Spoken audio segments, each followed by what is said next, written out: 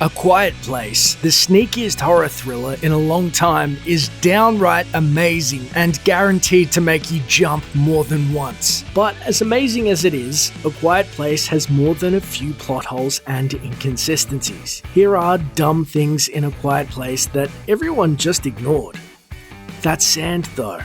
The Abbott family has a pretty cushy crash pad back on the farm, with electricity, near infinite corn, and all the monopoly they could ask for. It's easy to see why they'd want to spend as much time as possible in their post-apocalyptic slice of domestic heaven. Still, man does not live on corn alone, and at times the family has to wander out in search of supplies. Doing so is clearly a harrowing task.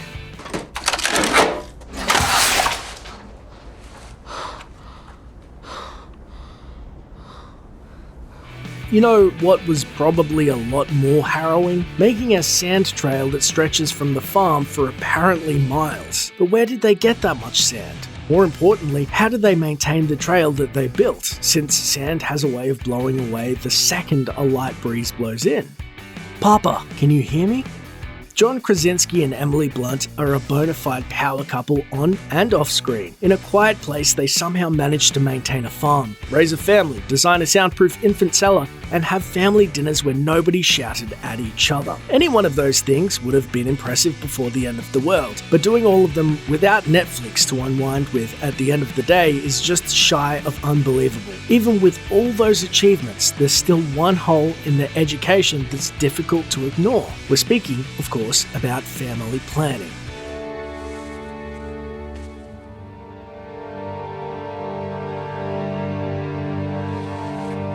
If you can figure out how to power a whole farm and create machines that allow the deaf to hear, you can figure out contraception. Who brings a baby into a world where it'll get eaten the second it burps too loud? What are you doing? So you've just woken up and it's the end of the world. That's going to be a bummer for a lot of people. Still, at least real estate is going to open up fast. So fast, in fact, that you could probably live about anywhere you want.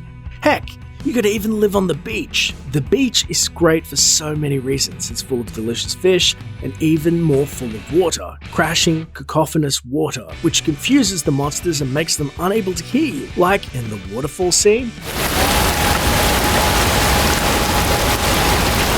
Anyway, the point is, go find some nice waterfront property. Sound off.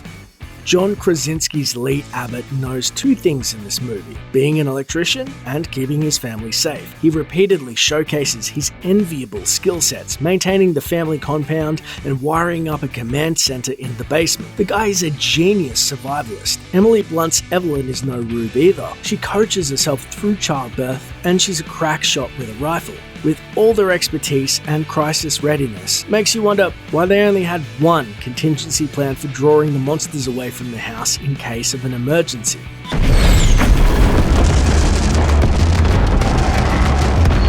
If they had the tech and the smarts to set up CCTV cameras around the farm, how hard would it have been to wire up a couple of speakers to make noises successively farther away? Seems like a pretty big hole in the defenses of America's most attractive end-of-day survivors. Easily distracted. The big problem with the monsters from A Quiet Place is that one of their vulnerabilities is weaponizably silly. Forget the feedback thing. These are the most easily distracted creatures in cinematic history. Literally, all you have to do to escape these creatures is throw something noisy in the other direction and run. As beautiful as the movie is, it's just hard to be afraid of a creature that you can get rid of by throwing a whistling frisbee. Kind of corny. The Quiet Place lives on one major rule: if you make a sound, you get attacked. Which makes you wonder, how were the Abbotts successfully running a multi-acre corn farm? Farming, especially on such a large scale, is noisy, labor-intensive work. Sure, the planting is easy, if you don't mind working in complete silence and your hoe never hits a rock or something. Watering those fields would be a tricky situation though, and that's to say nothing of the harvesting process. How is a family of four picking that much corn without the help of a very large, very loud machine? We know they're doing something since they have a silo full of corn, and the plants are meticulously sown into rows a year and a half after the end of the world. A Quieter Place.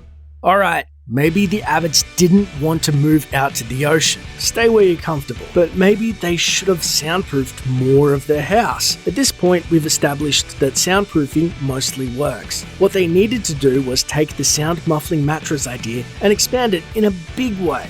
There has to be a hardware store in town with enough insulating foam to get a good start. Or just grab a bunch of mattresses and cover your house in mattresses like some bed-based Batman villain from the 60s. Come on guys, surviving the end of the world sounds pretty easy.